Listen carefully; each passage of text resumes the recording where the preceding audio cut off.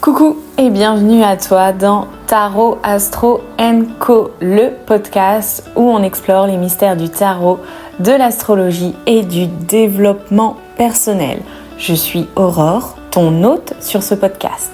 Chaque épisode est comme une aventure mystique où nous découvrons ensemble les mystères de l'invisible pour notre croissance personnelle. Que tu sois novice, curieux ou passionné, ici on explore, on échange et on apprend ensemble. Tarot Astro & Co t'offre des discussions sincères, des conseils pratiques et même quelques rires en chemin. Alors installe-toi confortablement, prends une tasse de thé, un café, un verre d'eau, bref, ce que tu veux. Et laisse-toi emporter dans ce voyage plein de magie et de découvertes. Prêt ? Parfait, c'est parti pour une nouvelle aventure avec Tarot Astro & Co.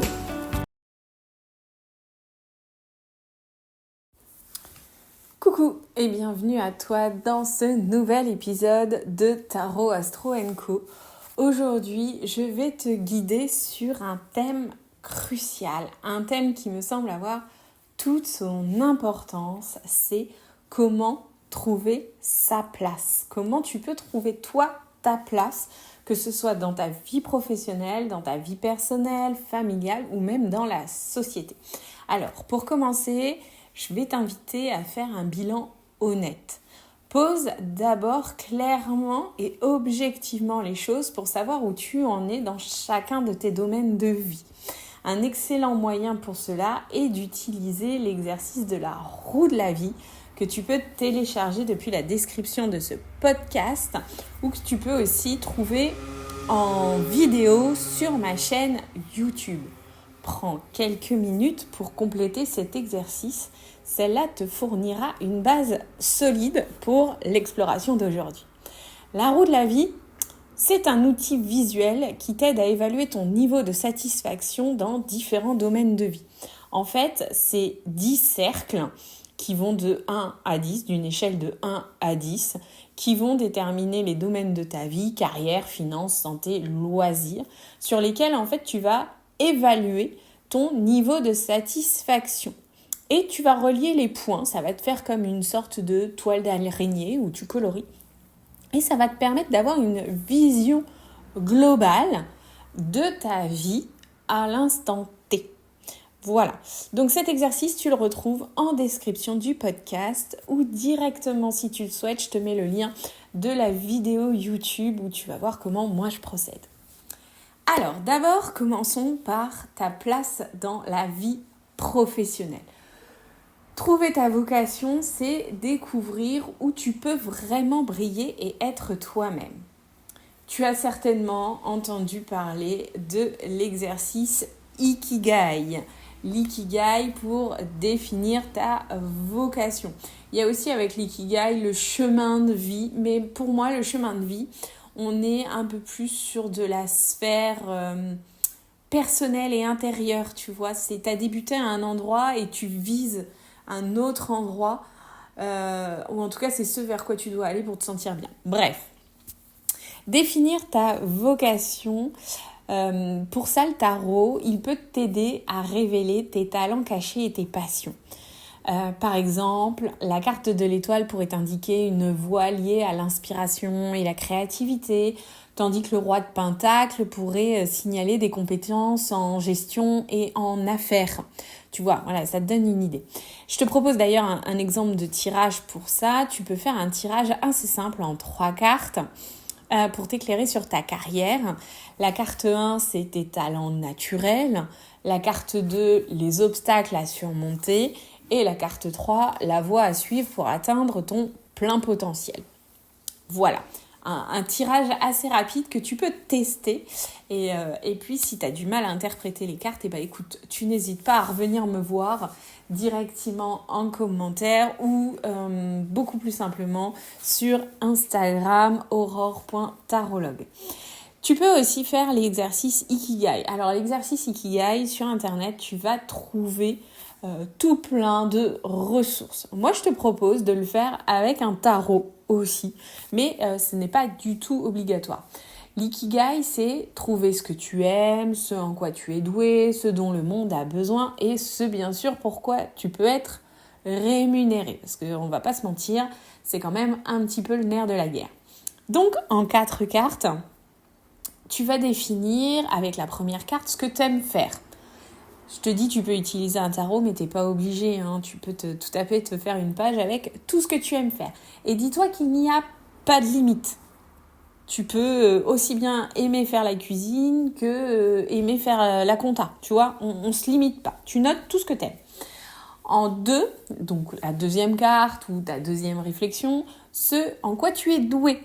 Et là, on est objectif. On a tous des qualités et des compétences qui peuvent être scolaires, mais aussi qui sont liées à notre vie. Donc, tu n'hésites pas aussi à noter ce en quoi tu es doué. Par exemple, pour moi, je peux clairement me dire que je suis douée pour être à l'écoute des autres, pour comprendre leurs émotions cachées. Tu vois, c'est pas forcément des compétences factuelles, on va dire. On est aussi sur des savoir-être. Donc ça, tu peux tout à fait le noter. En 3, la carte 3 ou ta réflexion numéro 3, ce dont le monde a besoin. Là, c'est peut-être un peu plus difficile. Tu peux faire des recherches sur Internet, bien sûr. Je trouve que le tarot, pour ça, est pas mal quand même. C'est-à-dire que autour de toi, de quoi les gens se plaignent, qu'est-ce qu'ils recherchent, etc. Et enfin, en 4, et là on revient un petit peu plus terre à terre, c'est ce pourquoi tu peux être rémunéré. Donc, par rapport à tout ce que tu as noté derrière, quels sont les métiers qui peuvent en ressortir ? Donc voilà, ces éléments combinés vont pouvoir t'aider à découvrir ta véritable vocation.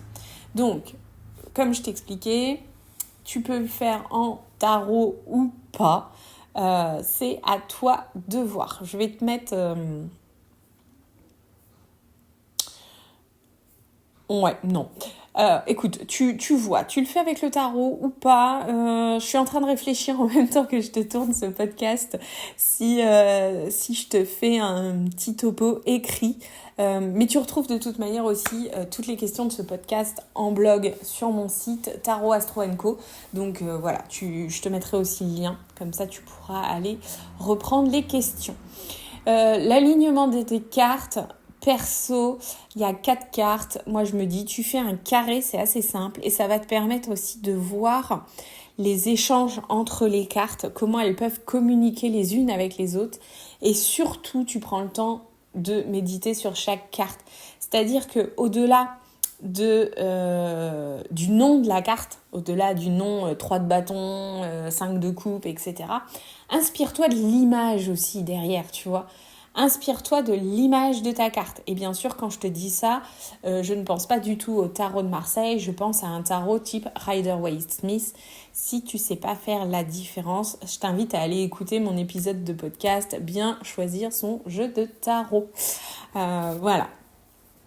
Donc, pour moi, perso, dans mes séances de coaching, j'utilise souvent ces tirages, l'exercice Ikigai, la roue de la vie, pour aider les femmes à découvrir leurs forces et à surmonter leurs peurs professionnelles et à évaluer aussi leur situation actuelle de manière constructive.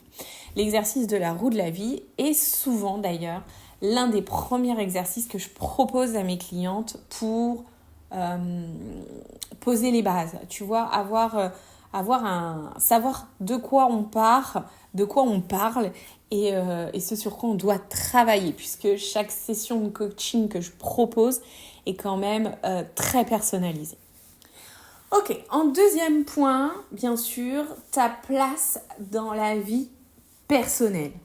Maintenant, il faut que tu trouves aussi un équilibre entre les différents rôles que tu as, entre les différentes casquettes que tu portes. C'est-à-dire que tu es mère, épouse, femme, bref, tout ça, c'est différentes casquettes que tu portes.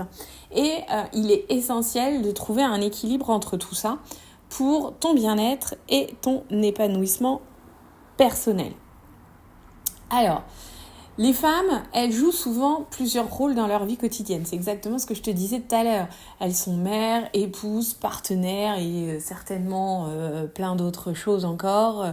Elles peuvent avoir un rôle un rôle professionnel, elles peuvent avoir une carrière, elles peuvent avoir une vie dans la société. Bref, on a souvent de multiples casquettes. Et ce qui est important, c'est que tu peux avoir tous ces rôles, mais en restant fidèle à toi-même.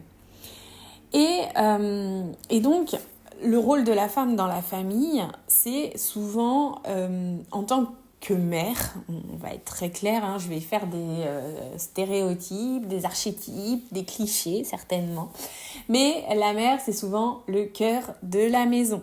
Et même quand il n'y a pas d'enfant d'ailleurs, que la femme n'est pas mère, la femme est souvent le cœur de la maison. C'est elle qui offre amour et soutien en tant qu'épouse ou partenaire. Elle partage aussi une relation de partenariat avec son conjoint. Mais il est surtout important que tu ne t'oublies pas dans ces différents rôles. Et souvent, je remarque en consultation tarot, en coaching, qu'il y a un rôle qui prend le dessus par rapport aux autres et qu'au final, la femme derrière, elle s'oublie. Et donc, je te propose un tirage aussi, et là pour le coup, un tirage en 5 cartes pour que tu explores les différents rôles et que tu puisses trouver l'équilibre. Donc, la carte 1, c'est toi en tant que femme. Ok, qui tu es, comment tu te positionnes, ce que tu fais. La carte 2, toi en tant que mère, si tu as des enfants. Si tu n'en as pas, tu laisses tomber. Toi en tant qu'épouse, partenaire. Si tu es en couple, si tu ne l'es pas, tu peux mettre toi au travail, par exemple, toi dans un autre rôle. La carte 4, les défis à surmonter pour maintenir l'équilibre. Et la carte 5, tes ressources et forces intérieures pour rester authentique. Tu vois, le tarot, il peut vraiment t'aider à clarifier comment équilibrer ces rôles sans te perdre. Il va vraiment te faire travailler ton introspection. Ouais, c'est ça, ton introspection, ta vie intérieure, savoir ce qui est vraiment important pour toi. Par exemple, imagine, tu tombes sur la carte de la tempérance. Ça peut te suggérer effectivement harmonie et équilibre, alors que l'impératrice, elle va plutôt représenter l'abondance et la créativité, des qualités que tu peux tout à fait manifester dans les différents rôles de ta vie. J'ai envie, et c'est super important pour moi parce que c'est un domaine qui me plaît particulièrement. J'ai envie de mettre l'accent sur l'importance de se sentir bien chez soi. Alors, je t'explique un peu, je te mets un peu de contexte. J'ai un conjoint qui travaille dans l'immobilier. On déménage assez régulièrement. Alors, assez régulièrement, je te parle de tous les 5-6 ans. On adore retaper des maisons, etc. Donc, je sais toute l'importance que peut avoir une maison sur sa vie et que cette maison, elle est surtout le reflet de ton intérieur, de ton intériorité. Et donc, avoir un espace de vie organisé et harmonieux, c'est crucial pour ton bien-être et ça va te permettre de te libérer d'une grosse partie de ta charge mentale. Tu vois, plus tu as un espace rangé, organisé, libre, plus ta charge mentale, elle se libère. Et ça, en tant que femme, c'est super important. Les rôles au sein de la famille doivent être équilibrés. C'est-à-dire que les enfants sont des enfants, le conjoint a une part importante, etc. Et si vraiment tu rencontres de gros problèmes avec ça, il ne faut pas que tu hésites à faire appel à un coach en vie familiale ou un home organizer. Ces professionnels-là peuvent t'aider à organiser ton espace de vie et à créer une atmosphère plus équilibrée à la maison. Alors, clairement, moi aussi, c'est des services que je propose. Parce que c'est des questions en fait, qui sont venues très régulièrement dans mes coachings, notamment l'autonomie des enfants, leur apprendre les bases, tu vois. Parce que j'ai une cliente en session tarot coaching et sa fille, tu vois, de 10 ans par exemple, ne vide jamais le lave-vaisselle. Alors que là, elles ont eu de grands changements de vie, qu'elles se retrouvent toutes les deux et que la maman ne peut pas clairement tout faire, être partout, tout gérer. Et donc, je lui dis, il serait peut-être temps que ta fille de 10 ans, elle elles prennent part au fonctionnement de la maison. Tu vois, des rôles adaptés à chaque personne de la maison, à chaque âge aussi bien sûr, puisqu'il y a des choses que tu ne demanderas pas à un enfant de 3 ans comme tu demanderas à un enfant de 10. Et c'est aussi faire évoluer tes enfants vers une certaine forme d'autonomie, puisqu'on a rencontré pas mal de problèmes sur des jeunes gens qui s'installaient en appartement et tout ça, et qui au final étaient incapables aussi de gérer un foyer. C'est pas des choses qu'on apprend à l'école, et donc si c'est pas appris à la maison, eh bien on arrive dans la vie adulte, on va dire, ou dans la vie active, ou quand on se trouve avec son premier logement, eh bien à ne pas savoir faire tout ça. Donc c'est des choses qui sont importantes. Donc, en conseil pratique, je peux te dire de faire appel à un home organizer qui peut t'aider à désencombrer, organiser ton espace pour qu'il reflète au mieux ton état intérieur et te libère de la charge mentale quant à la gestion du foyer. Tu vois, c'est des trucs bêtes, le planning sur le frigo de qui fait quoi, quelle tâche ménagère quand, vider les armoires, être plutôt dans un état d'esprit minimaliste, réaménager les pièces pour qu'elles soient à ton image, à l'image de ce que tu veux, puisque l'aménagement intérieur peut créer aussi des blocages dans ta vie. Voilà, donc home organizer, feng shui aussi bien sûr, souvent l'un va avec l'autre quand même. Tu peux faire appel à un coach en vie familiale. Ce coach, il peut t'aider à établir des routines, des rôles clairs au sein de la famille. Ça va te permettre de réduire ainsi le stress, à améliorer l'harmonie familiale ainsi que la communication. Tu vois, un petit peu en mode super nanny.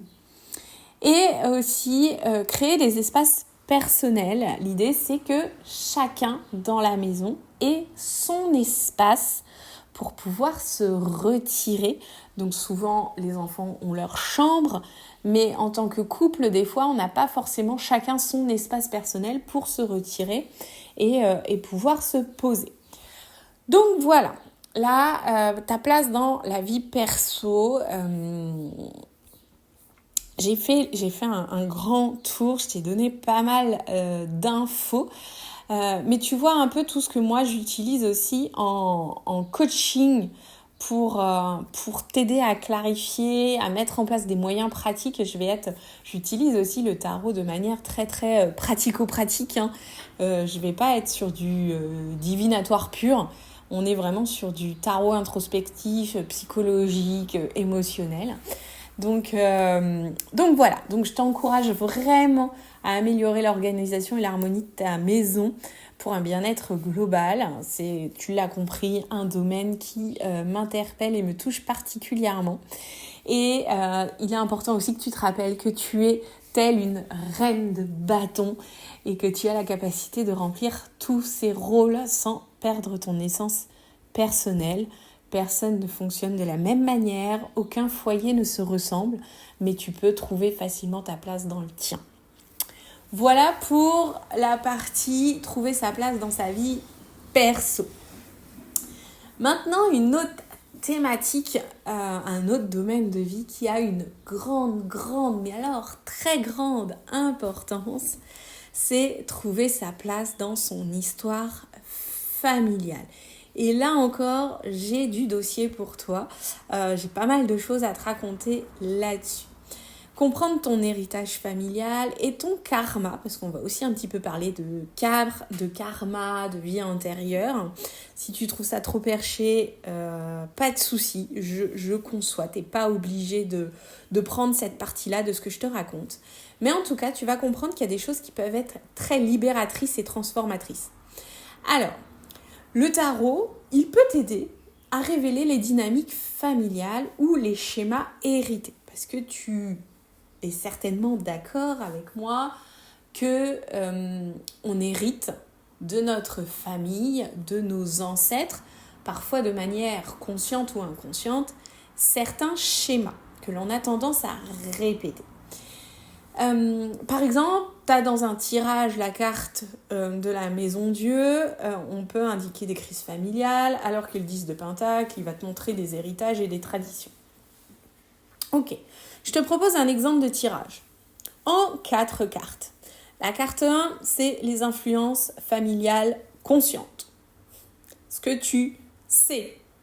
Tu le sais, mais en même temps, de voir la carte, ça va t'aider à vraiment le conscientiser.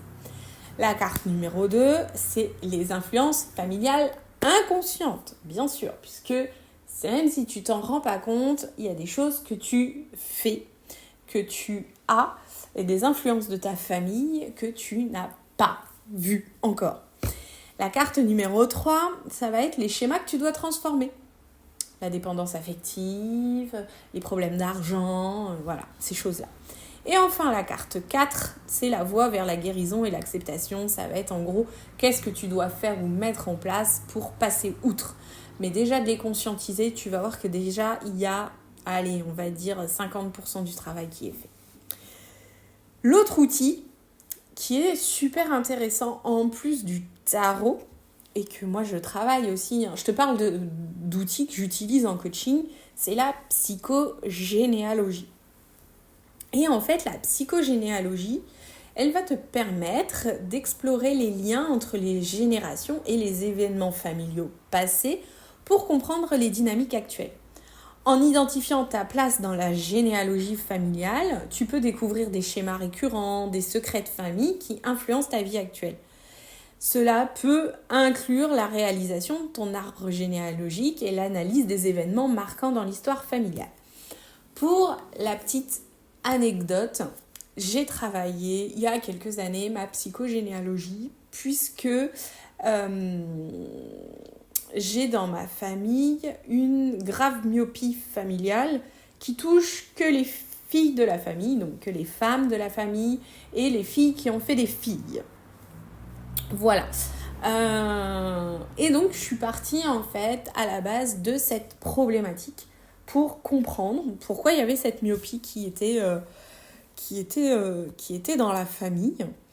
Et j'ai perdu le fil de mon histoire. Et parce que depuis que moi je suis toute petite, donc on a avec ma sœur cette myopie qui est là, qui est très importante. J'étais à 2 doigts enfant de l'école pour aveugles. Et en fait, en retraçant cette histoire, puisque les ophtalmos n'arrêtaient pas de nous dire que ce n'était pas héréditaire, etc. Mais en attendant, les femmes de la famille étaient impactées. J'ai retracé un peu l'histoire familiale. Et moi, je me suis rendu compte que j'avais pas mal de liens avec mon grand-père maternel, qui est en fait la personne la plus proche de qui je répète les schémas ou que je répète l'histoire. Et en fait, mon grand-père maternel, c'est un immigré espagnol. Il ne sait pas trop où il est né. Enfin bref, il est né pendant que sa mère quittait l'Espagne pour la Normandie, sous le régime de Franco. Et donc, il n'a jamais été reconnu en Espagne. Il n'a pas été reconnu non plus en France. Et en fait, il est arrivé en Normandie au moment où, dans un camp de réfugiés, d'immigrés, où il voyait les Allemands s'entraîner, tirer sur les petits Français de l'époque. Enfin bref, je ne te refais pas l'histoire. Et il s'avère que la meilleure amie d'enfance de mon grand-père maternel s'appelait Aurora. Aurora, et moi je m'appelle Aurore, donc prénom hérité de mon grand-père maternel. D'ailleurs, c'est lui qui a choisi mon prénom. Donc tu vois un peu aussi l'histoire, et c'est pas la seule histoire que j'ai, le seul lien que j'ai avec mon grand-père maternel, mais tu vois, ça te permet de comprendre les attachements que tu as avec ta famille, avec ton héritage familial. Et donc, j'ai rapidement compris qu'en fait, mon grand-père, donc maternel, avait effectivement vu des trucs qu'il n'aurait pas dû voir pour son âge. Il ne m'a certainement pas tout raconté. Et donc, ce qui a créé chez ses filles, il a eu 5 enfants, 2 garçons, 3 filles, chez ses filles, une myopie assez importante. Et donc, ces filles qui ont fait aussi des filles. Voilà. Voilà pour cette petite histoire, ce petit lien avec la psychogénéalogie. Retracer ton arbre généalogique va te permettre aussi de comprendre ta place dans ta généalogie, dans ton histoire familiale, dans la place que tu as par rapport à tes ancêtres. Bref, voilà, je pourrais aussi t'en parler, mais je te ferai tout un épisode sur la psychogénéalogie parce que c'est un sujet super intéressant. Tu peux aussi, pour comprendre ta place dans ta famille, aller creuser l'astrologie karmique. Alors là, si effectivement la notion de vie antérieure et tout te parle pas, ça va pas forcément te parler, mais ça peut t'apprendre quand même des choses super importantes sur toi. En astrologie, certaines planètes ou astéroïdes ou même des points fictifs sont dits karmiques et peuvent révéler des leçons et des influences héritées de tes vies antérieures. Par exemple, je ne vais pas rentrer dans le concret parce que je ne suis pas encore assez calée là-dessus, mais voilà, ça me semble intéressant de t'en parler. Après, tu peux faire tes recherches personnelles. Il y a les nœuds lunaires, le nœud nord et le nœud sud. Ils montrent ton passé karmique, nœud sud, et ta destinée, nœud nord. Donc ça peut être super intéressant pour prendre ta place. Chiron, il est connu comme le guérisseur blessé. Alors Chiron, Chiron, ça dépend. Et donc, il révèle aussi les blessures karmiques à guérir. J'en parlais avec ma formatrice en astro et qui me disait que Chiron, c'était quand même le plus facile à gérer. Puisque tu as aussi Lilith, et là qui est en fait des blessures karmiques qui se transmettent de vie antérieure en vie antérieure en vie antérieure. Donc c'est bon de conscientiser que c'est là, mais c'est pas le plus facile à guérir. Saturne, qui est associé aux leçons de vie et aux responsabilités karmiques. L'astéroïde Vesta, qui peut indiquer les sacrifices et les dévotions karmiques. Voilà, c'est qu'un petit point sur l'astrologie, bien sûr, mais en analysant ces éléments dans ton thème, tu vas pouvoir mieux comprendre certaines leçons karmiques que tu dois apprendre et certains schémas que tu dois changer. Donc voilà pour l'histoire familiale. Donc tu as compris que moi pareil, dans mes sessions tarot, dans mes coachings, j'utilise la psychogénéalogie, j'utilise l'astro karmique en plus du tarot pour aider mes clientes, mes consultantes à trouver leur propre voie, à comprendre aussi leur histoire familiale et peut-être certains schémas qu'elles répètent ou des notions de karma qu'elles ont et qu'elles ont besoin de conscientiser pour transcender, transformer. Et enfin, la place dans la société. Et la place dans la société en tant que femme. Trouver sa place dans le monde extérieur est tout aussi important que trouver son équilibre personnel et familial. En tant que femme, nous avons des rôles variés, on l'a dit plusieurs fois, qu'il est crucial de les embrasser en fait sans perdre ton essence personnelle. Les femmes dans la société, elles apportent une perspective unique et précieuse dans divers domaines de la société. On ne pourrait pas fonctionner sur un monde que d'hommes, etc. C'est pour ça qu'il y a aussi des femmes. On ne pourrait pas fonctionner que dans un monde de femmes. C'est pour ça aussi qu'il y a des hommes. Ce sera aussi, pourquoi pas, le sujet d'un autre épisode, du yin et du yang, du masculin, féminin, etc. Mais en tout cas, que ce soit dans le domaine pro, communautaire, social, chaque femme a le pouvoir de faire une différence. D'ailleurs, chaque être humain, chaque individu a le pouvoir de faire une différence. Mais moi, je vais me concentrer plutôt sur les femmes. Et je vais te proposer de nouveau un petit tirage de tarot que tu peux faire pour voir un petit peu quelle est ta place dans la société. Donc la carte 1, ça va être ta contribution à la société. Ta contribution unique. Qu'est-ce que tu peux apporter ou qu'est-ce que tu apportes déjà actuellement. La carte 2, les obstacles sociaux à surmonter. Les obstacles sociaux que tu rencontres peut-être actuellement. La carte numéro 3, les alliés et les ressources disponibles.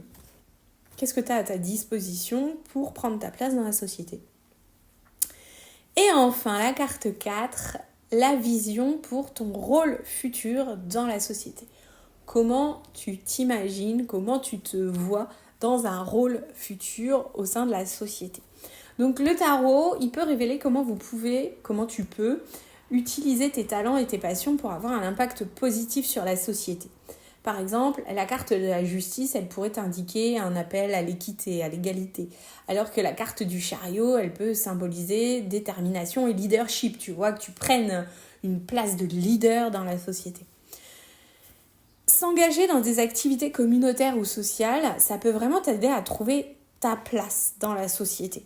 Que ce soit par le bénévolat, le militantisme ou simplement en participant activement à la vie de ta communauté. Chaque action compte réellement. Ne sous-estime pas l'importance de chercher du soutien, des mentors, des groupes de soutien, des réseaux pros peuvent t'aider à naviguer dans ton rôle sociétal et à surmonter les défis. Tu peux, par exemple, et moi ça c'est mon truc, participer à des cercles de femmes. Un excellent moyen de se sentir soutenu et de s'ouvrir à de nouveaux horizons, c'est de participer à des rencontres, des cercles qui rassemblent des femmes, qui offrent un espace d'échange et de partage avec d'autres femmes, tu vas voir, qui rencontrent au final les mêmes problématiques que toi. Alors, il en existe divers, des cercles, des rencontres de femmes entrepreneurs, des cercles pour les mamans solo, etc. Ça va vraiment participer à ces groupes, c'est vraiment un partage d'expériences, d'échanger sur les défis et les succès avec d'autres femmes, de recevoir du soutien, de se sentir accompagnée et de ne pas se sentir seule aussi, de découvrir aussi de nouvelles perspectives, de s'ouvrir à de nouvelles idées et de solutions grâce à l'expérience des autres. Donc, tu vois ce que déjà tu peux faire pour trouver ta place et prendre ta place dans la société.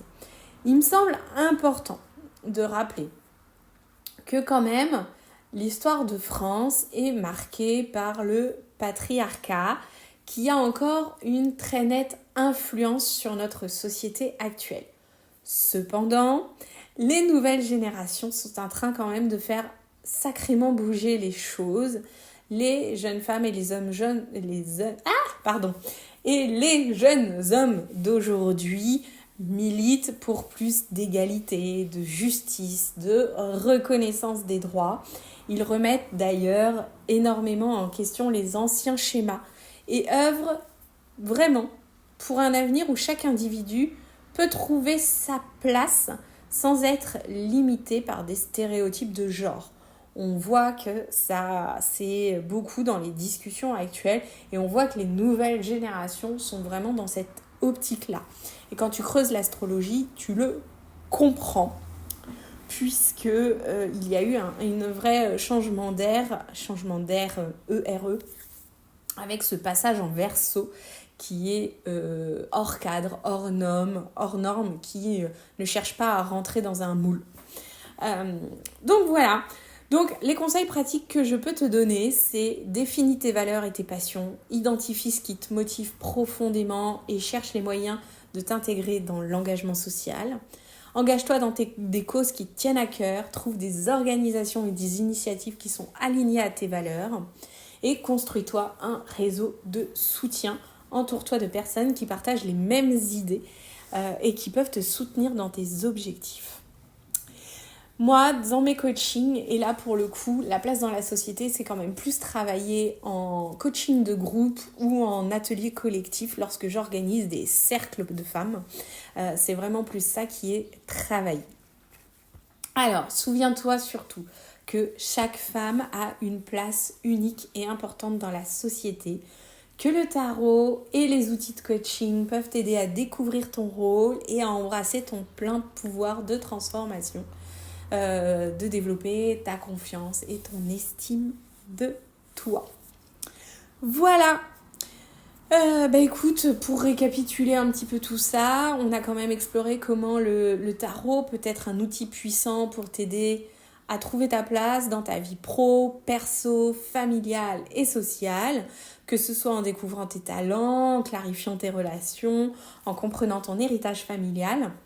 Le tarot, il est vraiment là pour offrir une guidance précieuse, engager le dialogue, engager l'introspection, engager la réflexion.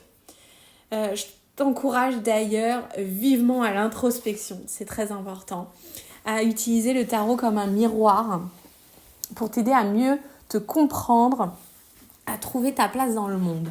Et d'ailleurs, si tu débutes avec le tarot, je te propose de télécharger mon e-book gratuit, 3 tirages simples pour débuter avec le tarot. Tu y trouveras aussi tous les mots-clés des 78 cartes. Merci de m'avoir écouté aujourd'hui. Dans le prochain épisode, nous plongerons au cœur des énergies de ce mois de juillet pour une guidance générale, connaître un petit peu l'énergie générale de ce mois de juillet. Alors, je te propose de rester à l'écoute, de t'abonner, de mettre le nombre d'étoiles max sur ta plateforme de podcast. Et puis, je te dis à mercredi prochain pour un tout nouvel épisode. Allez, bye, salut!